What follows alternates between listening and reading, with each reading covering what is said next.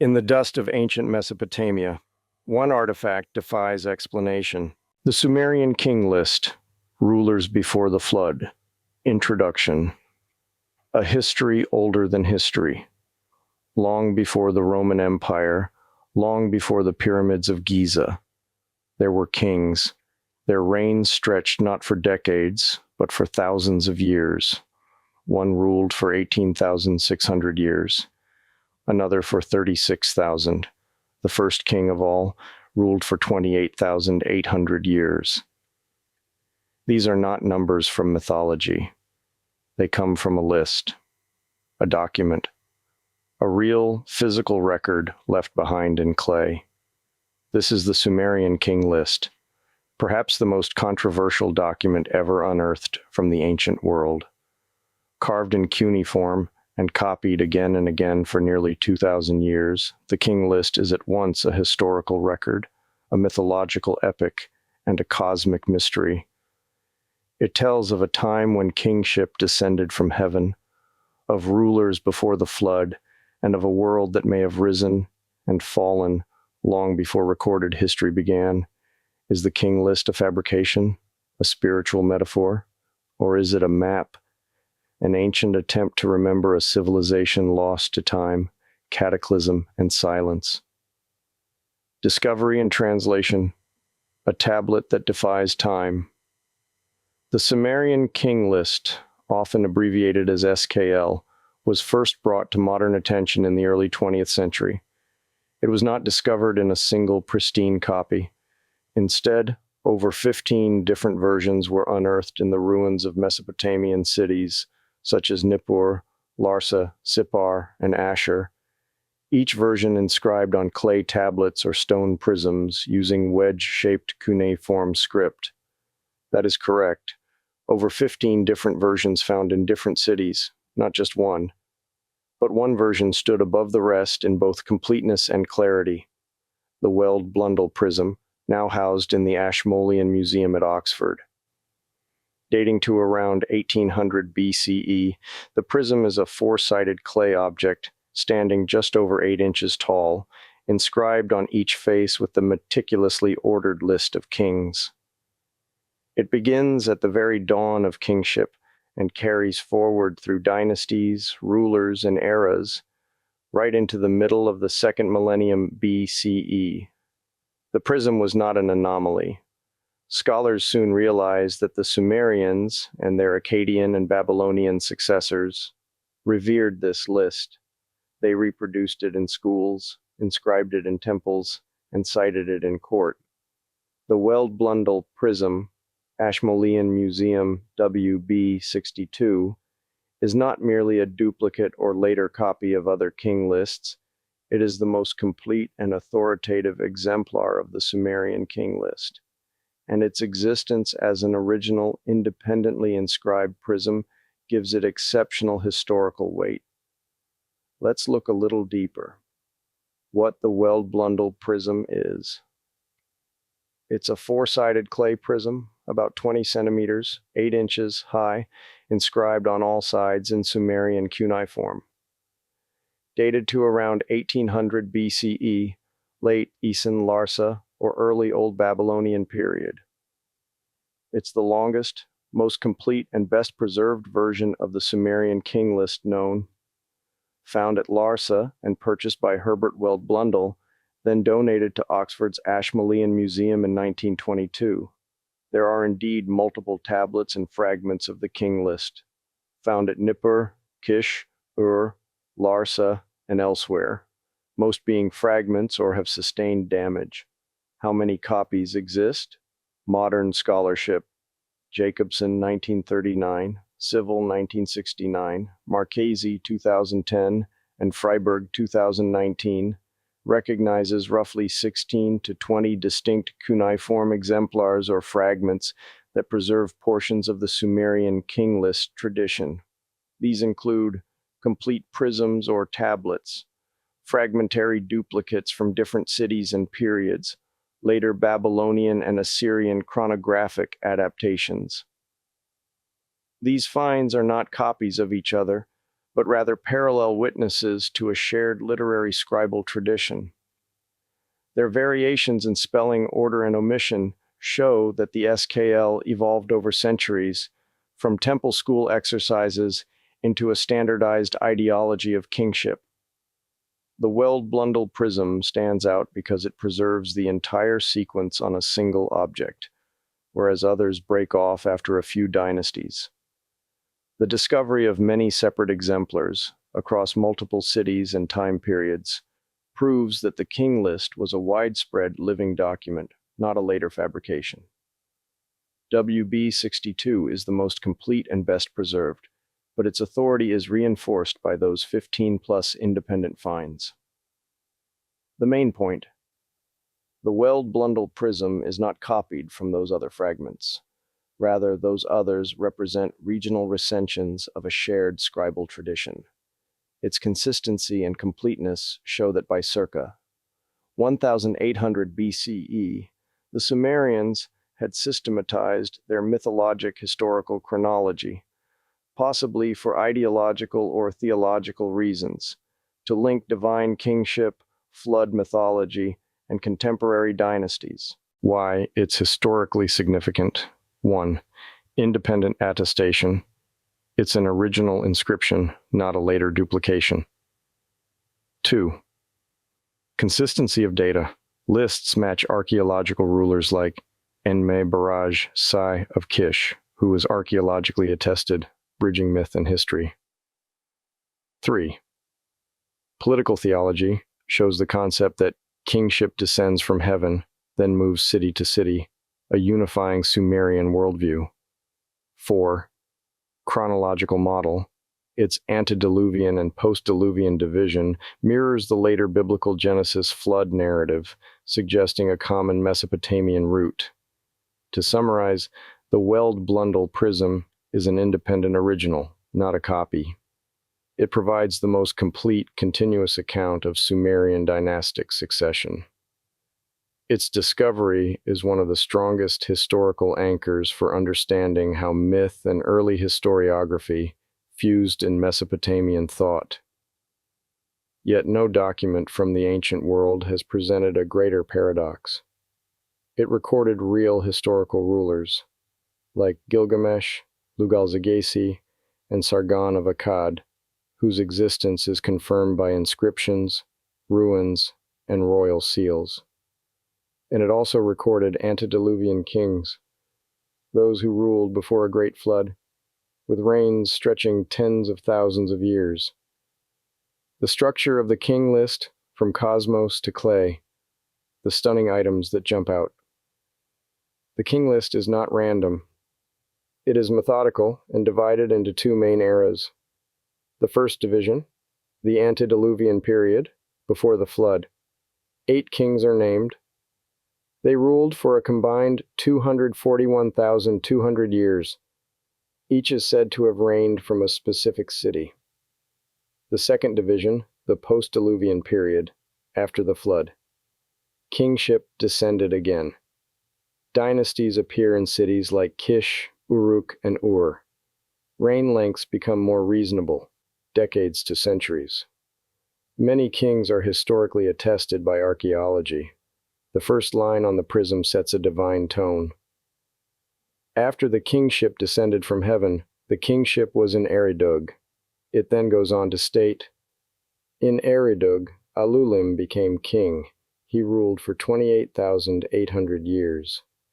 Alaljar ruled for 36,000 years. 2 kings, they ruled for 64,800 years. Then Eridug fell, and the kingship was taken to Bad Tibira. In Bad Tibira, Enmenlu-Ana ruled for 43,200 years. Enmengal-Ana ruled for 28,800 years. Dumuzid, the shepherd, ruled for 36,000 years. The list continues through various fabulously long reigns of antediluvian, pre-flood kings, then at one point states, the flood swept over the land. After the flood had swept over the land, and kingship had descended from heaven for a second time, Kish became the seat, of kingship.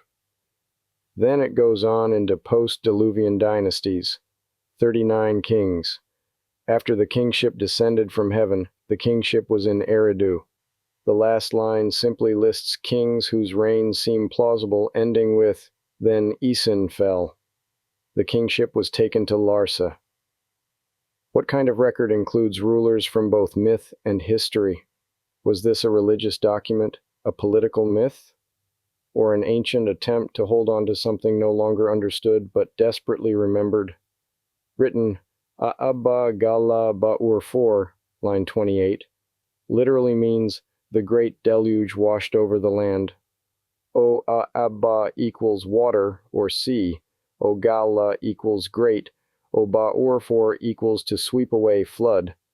Nam Lugal Anta Edea, line 29, repeated, marks the post-Diluvian restoration. Kingship descends again from heaven. This section defines the pre-flood world of divine or semi-divine rulers with impossibly long reigns, establishing the mythic chronology leading to the human dynasties. The first kings, rulers before the flood. Here are the 8 antediluvian kings, listed as they appear on the Weld-Blundell prism. King city length of reign, Alulim Eridu, 28,800 years. Alangar, Eridu, 36,000 years. Enmen Luana, Bad Tabira, 43,200 years. Enmengal Ana, Bad Tabira, 28,800 years. Dumuzid, the shepherd, Bad Tabira, 36,000 years. Ensipad Zidana, Larak, 28,800 years. Enmendur Ana, Sipar, 21,000 years.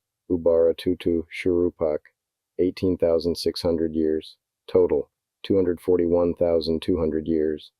Then the flood swept over. The flood swept over the land. This line occurs in every known recension, a major anchor point on the separate fragments found. After the flood had swept over the land, kingship descended again from heaven. Kingship was then in Kish.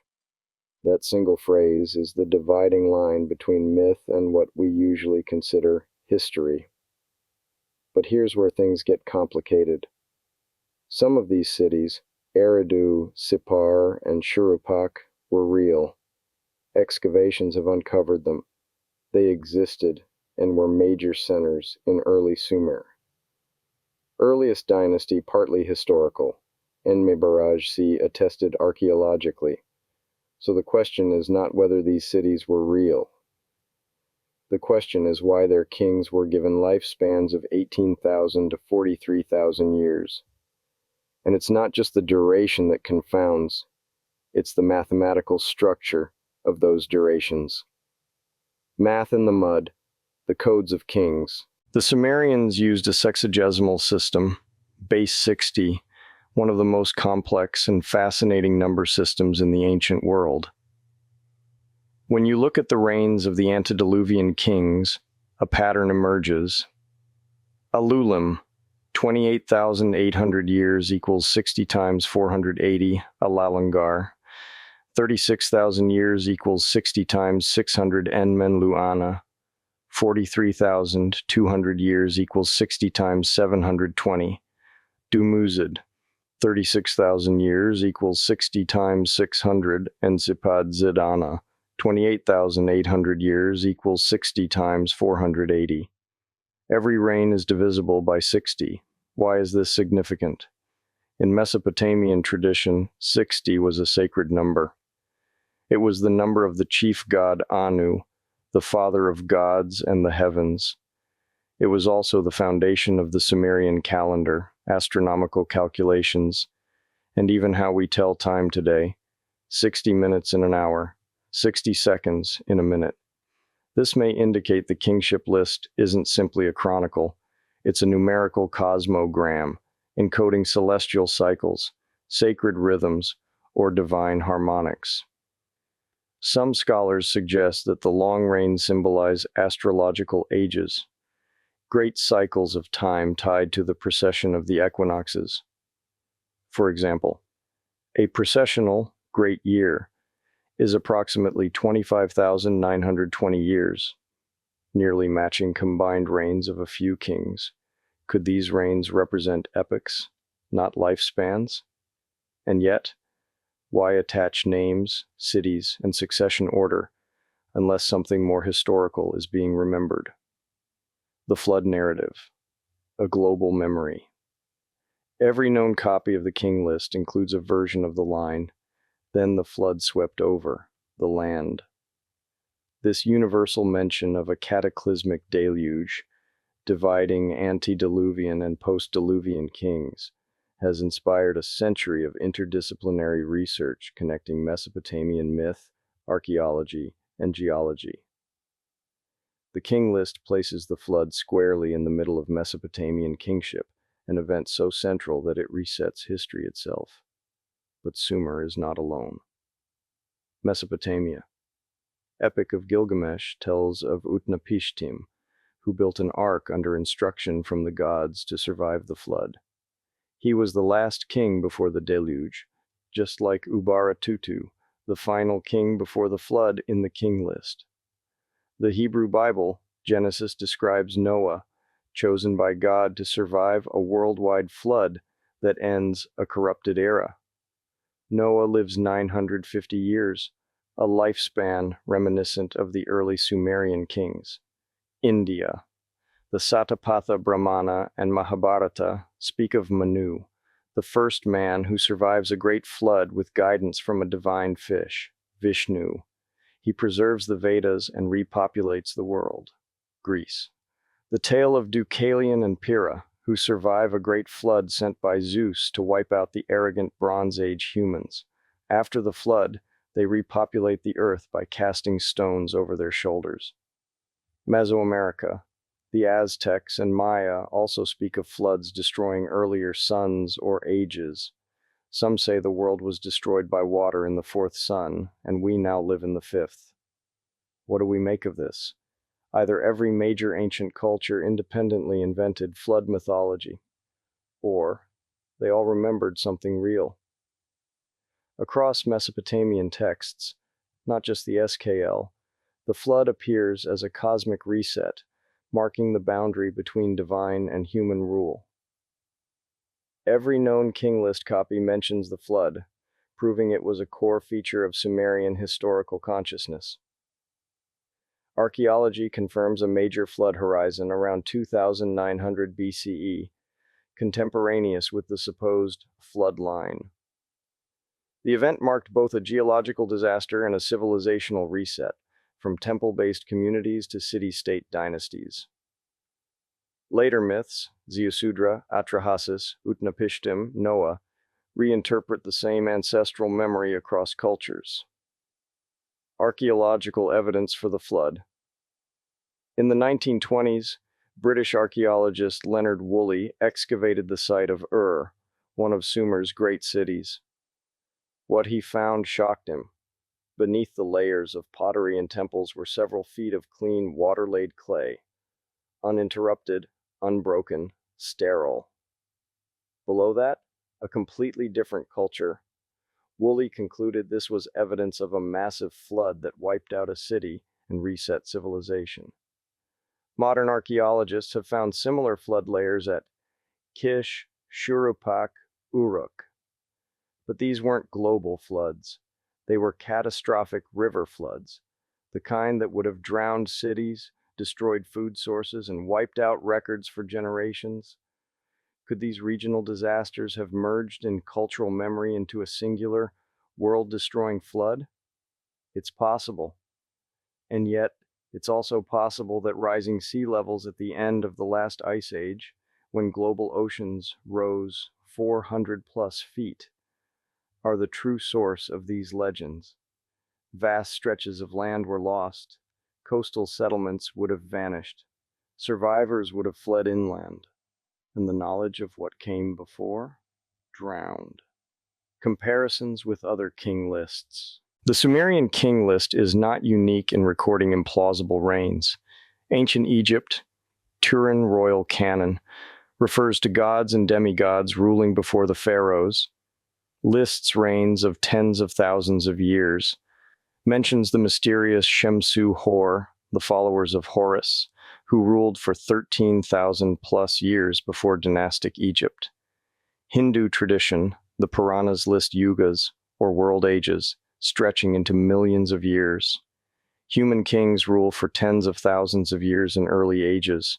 The current age, Kali Yuga, is said to be only 5,000 years in.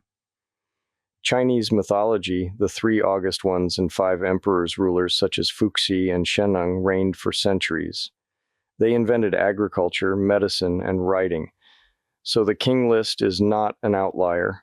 It is part of a global genre of memory, where kingship begins with gods, then demigods, and slowly transitions into mortal men.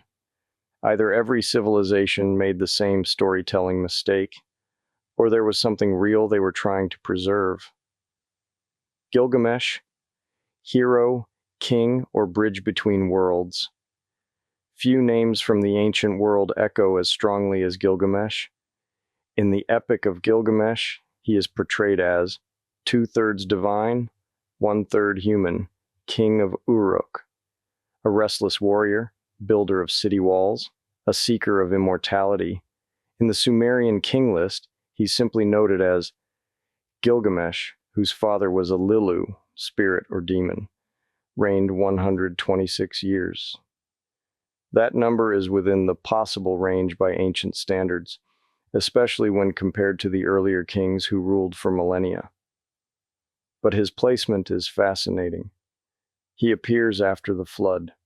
He interacts with Utnapishtim, the Sumerian equivalent of Noah. He embarks on a journey that spans known and unknown lands, encounters gods, and ultimately confronts the mystery of death. What makes Gilgamesh unique is this. He is both a real king, mentioned in inscriptions and later literature, and a mythological figure who journeys to the ends of the earth. This dual nature has led many to call him a bridge figure, someone who connects mythic memory with grounded historical time. Some scholars suggest the epic may contain faint echoes of antediluvian knowledge, buried within symbolic journeys, temple architecture, and celestial references. Could Gilgamesh have ruled in an era still close enough to the pre-flood world to hear whispers of what came before? Cultural transmission and surviving wisdom. One of the most compelling arguments in favor of the king list's deeper value is the idea of cultural transmission. Even if we assume the early reign lengths are symbolic, we're left with this fact. The names of the cities, Eridu, Sippar, Shuruppak, the sequence of rule, and the sudden interruption by flood are consistent across versions and appear codified in a way that implies deliberate remembrance, not pure invention. Many ancient civilizations had priestly castes or scribal schools tasked with preserving oral memory. In Mesopotamia, this function was performed by the Enuma Elish tradition, temple astrologers, and royal archivists. This means that even as empires rose and fell, certain narratives endured. It's very likely that the king list reflects fragmented oral traditions, political attempts to legitimize rule by linking kings to divine origins, ancient cosmological frameworks tied to astronomy and agriculture. But it's also possible that genuine prehistoric records were embedded within later myth, carried through conquest, collapse, and adaptation. In this view, the king list becomes less of a mistake and more of a time capsule, wrapped in symbolism, but preserving reality. Problems with traditional chronology. If the king list is at all accurate about a pre-flood kingship, even in metaphor, then traditional historical timelines come into question. Mainstream history places the rise of Sumerian cities at around 3,500 BCE, writing at around 3,100 BCE, the Bronze Age from approximately 3,300 to 1,200 BCE, The oldest known temples, like Göbekli Tepe, at approximately 9,600 BCE, but the king list implies kingship existed well before 3,100 BCE. It places organized urban dynastic rule in the time before the flood, and implies that a high culture with structured kingship existed when our textbooks say humans were still living in Neolithic tribal groups. This opens the door to a controversial but growing idea. That civilization did not begin once, but began before, ended, and then began again. This cyclical view of history aligns with Plato's accounts of Atlantis. The Hindu Yuga cycles Native American oral traditions of previous worlds and geological events like the Younger Dryas, cold snap, approximately 12,800 to 11,600 years ago. If human memory reaches back further than we thought, if oral traditions encode real events, and if sites like Göbekli Tepe were built by cultures with astronomical knowledge and sacred architecture, then perhaps the king list doesn't exaggerate so much after all. Perhaps it compresses an entire forgotten chapter into a list of names and numbers. Compression, translation, and loss. It's possible that the huge reign lengths are the result of calendar confusion across cultures. For example, some scholars suggest early kings were recorded using lunar years, not solar. If a reign is listed as 28,800 years, but that's lunar, it becomes approximately 2,400 solar years. Still extreme, but closer to epic dynasties than immortal individuals. Others propose a dynastic conflation theory, that each king in the early list is not one person, but an entire family line or bloodline. Think of Pharaoh or Caesar as a title passed down, not a single lifespan. If this is true, then the long reigns become generational legacies, not lifespan anomalies. And then there's the harshest possibility, that these figures were once well understood, and the records now make no sense because the original context is lost. The king list might make perfect sense if we had the worldview, math, language, and myth structure of Sumerians from 6,000 years ago. Multiple cultures and the above references. 1. Mesopotamia, Sumerian King List, Weld Blundell. Prism, kingship from heaven descended. Marks the divine origin of rulership, repeated after the flood. Eridu Genesis and Atrahasis epic. Gods descend to meet in council, send a flood, then re-establish order. Enuma Elish, Marduk, born in the heavens, descends to organize the cosmos and appoints kings. 2. Egypt, pyramid texts, Old Kingdom. Pharaoh comes down from the sky and ascends to the sky. Two-way traffic between the divine and earthly realms.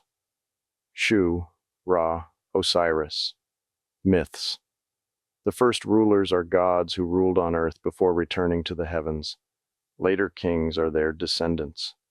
3. Greece and the Mediterranean. Greek mythology. The Olympian gods literally descend from Mount Olympus. Zeus fathers heroes, Heracles, Perseus, with mortals, creating divine human dynasties. Phoenician and Ugaritic texts. Baal-Hadad rides the clouds and descends to battle Yam, the sea. The gods of Byblos and Tyre were thought to have ruled among men. 4. India. Rig, Veda, and Puranas. Devas descend to earth to restore Dharma. Vishnu's avatars, Krishna, Rama, etc., are literal descents, avatara, downcoming.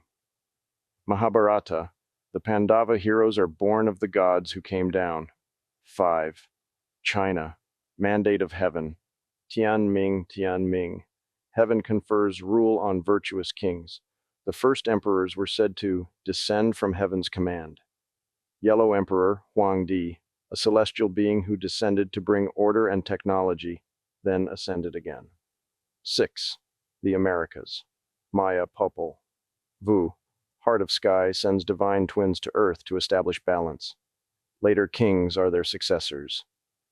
Aztec Quetzalcoatl / Toltec Topiltzin. The feathered serpent god descends, teaches arts and law, and departs skyward, promising to return. Inca Viracocha. A bearded creator god emerges from Lake Titicaca, civilizes humanity, and ascends into the heavens. 7. Hebrew and Near Eastern parallels. Genesis 6. Sons of God and Nephilim. The sons of God came down to the daughters of men. Book of Enoch. The Watchers descend on Mount Hermon, teach forbidden arts, and are punished. Isaiah 14. Ezekiel 28. Speak of a shining one who fell from heaven, later read as Lucifer imagery. 8. Japan and the Pacific. Kojiki and Nihon Shoki, the god Ninigi no Mikoto, descends from heaven to rule the islands, bringing the imperial regalia. Japanese emperors trace lineage to this descent. Polynesian legends. Sky fathers and earth mothers separate, and divine ancestors descend by rainbow or vine to found lineages. 9. Africa and the Near Horn. Dogon, Nomo traditions. Amphibious sky beings descend to restore order after chaos. Egyptian Nubian continuities. Those who came from the sky in pyramid and coffin spells again refer to divine kingship. 10. Common thread and modern view. Scholars see these as parallel cosmological metaphors, a way for early societies to legitimize rule and explain civilization as a gift from the divine realm. Alternative interpreters, Sitchin, von Däniken, etc., take the descent literally as visitations by advanced beings. Both readings spring from the same textual core, an almost universal ancient conviction that order, kingship, and knowledge began from above. Atlantis and the prehistoric parallel. It's impossible to discuss the concept of antediluvian kings without drawing comparisons to Atlantis, a civilization described by Plato in his dialogues Timaeus and Critias as a mighty power which was arrayed against the whole of Europe and Asia. And then came earthquakes and floods of extraordinary violence, and in a single day and night, Atlantis sank into the sea and vanished. Plato dated the destruction of Atlantis to around 9,000 years before Solon, placing the event around 11,600 years ago, eerily close to the Younger Dryas boundary, a geological period associated with intense climate change and rising seas. Just as the Sumerian King List divides pre- and post-flood history with a singular cataclysm, Plato's tale separates the age of Atlantis from all that came after. Key similarities. Both describe kingship originating from the gods or divine order. Both describe lost cities or civilizations now buried or missing. Both suggest the destruction was not gradual, but sudden and total. Both are situated at the dawn of history, just before writing and dynasties. Some theorists suggest Atlantis was not a single island, but a civilization template, an advanced culture whose outposts spanned from the Atlantic to the Fertile Crescent. In that model, Eridu, Bad Tibira, and Shuruppak weren't just Sumerian cities. They were successor colonies of a larger, older world now erased. The Egyptian parallel, Shemsu-Hor and the Turin King. List. The Turin King List, discovered in Egypt, contains the names of all the rulers from mythic times down to the known dynasties. At its beginning are the gods who ruled Egypt for tens of thousands of years, followed by the Shemsu-Hor, the followers of Horus, ruling for thousands of years. Only then come the pharaonic dynasties of Menes and beyond. Egyptian priests told Solon, and later Plato, that you Greeks are like children. You remember only one flood, but many have occurred. In other words, Egypt, too, preserved a memory of great cataclysms and long-forgotten kings. Was the Shemsu-Hor list a reflection of the same cultural phenomenon as the antediluvian kings of Sumer? If so, this suggests a pan-Mediterranean or global priestly memory of a time before time when gods or divine kings ruled, followed by a flood, and then the rise of modern history. The stars above, cosmological timekeeping. One of the most overlooked aspects of the King List is its possible astronomical encoding. The Sumerians were obsessive astronomers. They tracked the movement of Venus, associated with Inanna, lunar cycles and eclipses, the zodiac, called the Muel.Apin star catalog, and most significantly, precession, the slow wobble of the Earth that alters star positions over thousands of years. The great year tied to precession lasts about 25,920 years. Several early kings have reigns divisible by 3,600, a sacred Sumerian unit called Asar. In some traditions, Asar equals 3,600 years, Anur equals 600 years, Asos equals 60 years, Alulim's reign, 28,800 years, equals 8 Sars, a cosmic cycle. Were these numbers meant to mark astronomical epochs, not lifetimes? If the flood marked a precessional shift, as proposed by scholars like Graham Hancock, it may have represented not just a physical event, but a celestial one, the transition from one world age to another, written into myth as the fall of cities, the end of god-kings, and the loss of divine knowledge. Ancient architecture and unexplained knowledge. The cities named in the King List, Eridu, Bad Tabira, Shuruppak, have yielded archaeological remains. Eridu, considered the oldest city in Mesopotamia, dates back to the 6th millennium BCE, with multiple temple layers stacked atop one another. What's curious, the earliest Eridu temples show a sophisticated layout. There's no gradual evolution into complexity. It begins complex. This is known as the sudden emergence problem. Civilization doesn't slowly appear in Sumer, it erupts.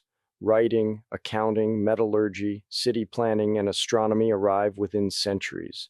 The same is true at Göbekli Tepe, Turkey, approximately 9,600 BCE. Massive stone circles, aligned to stars, built before agriculture. No evidence of war or hierarchy. Who built it? Why did they bury it? Could it be that remnants of a pre-flood society, or their descendants, carried this knowledge forward? Is the Sumerian King List remembering not just kings, but the legacy of a lost golden age? Modern interpretations, from myth to meaning. Contemporary scholars break into 3 main camps regarding the King List. Historical mythical hybridists see the list as partially accurate, believe it mixes mythic memory with real dynasties, view the flood as a metaphor or real regional event. Symbolic cosmologists view the numbers as astronomical cycles, consider the king's archetypes, not people, link the text to temple theology and star calendars. Alternative historians take the King List as a compressed record of real pre-flood kings, propose forgotten civilizations, megafloods, and orbital catastrophes, see it as a survivors list encoded in stone. All 3 views agree on one thing. The King List is not a mistake. It was deliberately preserved, reproduced, and held sacred across generations. It mattered deeply to the people who wrote it, and that should matter to us. What the text actually says, in every full copy, e.g. the Weld-Blundell Prism, the Nipper version, etc., the transition line is almost identical. Then Eridug fell. The kingship was taken to Shuruppak. Ubaratutu became king. He ruled 18,600 years. Shuruppak fell. The flood swept over the land. After the flood had swept over the land, the kingship descended again from heaven. That's it. No dating formula, no astronomical anchor, only that the flood marks a boundary between the mythic and the historical ages. The only numbers we have, antediluvian kings, 8 kings and total years reigned 241,200. After that comes The flood swept over the land. How scholars interpret the timeline. The rain totals are mythic magnitudes, multiples of 3,600, which equals 1 sar, the Sumerian unit, meaning a great year.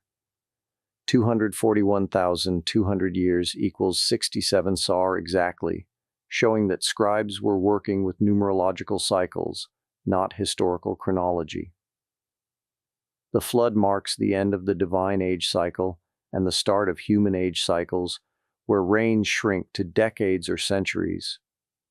So, rather than a date, the flood represents a cosmic reset between two temporal orders, divine and human. Attempts to correlate with archaeology. Although the text gives no calendar year, archaeologists have tried to identify when such a flood horizon might have occurred.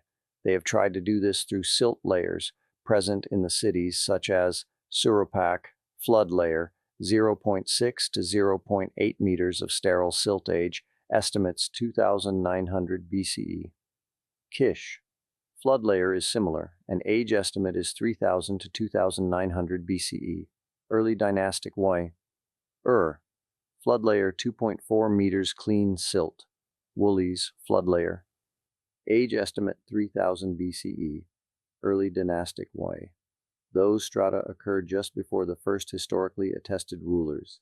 Enigmatic Sai of Kish, circa 2700 BCE. Hence, many scholars think the SKL's flood memory reflects this real regional inundation around 3000 to 2900 BCE that disrupted Sumer's earliest cities. In summary, for the flood, no explicit flood date noted. Context. After 8 antediluvian kings, before the first Kish dynasty is the boundary event, possible real flood near 2900 BCE. Timeline correlation before boundary event is 241,200 years, often viewed as 67 sar, cyclical perfection. The legacy of the King List. The Sumerian King List is one of humanity's most haunting documents. Written in cuneiform on clay, duplicated across centuries, and found in more than 15 versions, it survived not just because it was old, but because it was important. Its survival is not an accident. It was archived, taught, and reaffirmed in temple schools and royal courts. This wasn't just a myth or an origin story. It was treated as history. Even kings of the Isin dynasty, 1,000 years after the earliest parts were written, referenced it to validate their power, connecting themselves to a line that stretched all the way back to divine rulers before the flood. Why? Because the King List was a kind of passport to legitimacy, not just politically, but cosmically. To rule Sumer, one had to descend from the divine.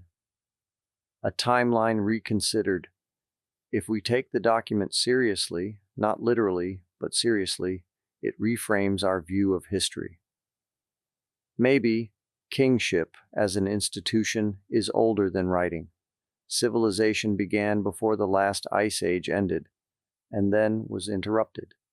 The Great Flood was a real global event remembered in different forms across all major cultures, and the idea of time itself, as reckoned by the ancients, was cosmic, not mechanical. This doesn't mean we throw away archaeology or science. It means we expand the frame. We leave room for what author John Anthony West called anomalies that won't go away. And the King List is one of those anomalies. Symbol or survivor's record? What makes the Sumerian King List so powerful isn't just the numbers. It's the structure of its memory. Like a story passed down through generations, it begins with grandeur, gods and immortals. It ends in the world we know, cities, wars, treaties, ruins. But what lies in between is a rift, a flood, and the loss of something incredible. It's a reminder that every civilization walks a narrow ridge between permanence and oblivion. If the King List is true, if even just some part of it records real people and events, then our timeline is fractured, And the real history of Earth is far more ancient, tragic, and fascinating than we've dared to believe. Why it still matters. Today we face floods of a different kind, floods of information, misinformation, and amnesia. We forget faster than we record, but the ancients didn't. They carved their truths into clay, into stone, into myth. Whether the King List is literal or symbolic, it reflects a deeper truth. Humanity remembers. Even when civilizations fall, even when temples are buried, something remains.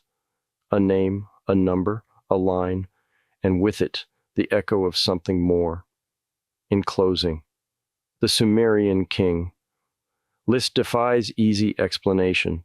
It whispers of a world before the world, of kings who reigned for centuries, of a flood that washed away history, and of cities built by hands we no longer recognize.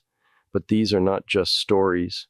They are warnings and witnesses that civilizations rise and fall, that knowledge is fragile, and that truth, like clay, can be broken or preserved. So we look to the past, not with nostalgia, but with curiosity, because somewhere beneath the floodwaters of time, the first kings are still waiting.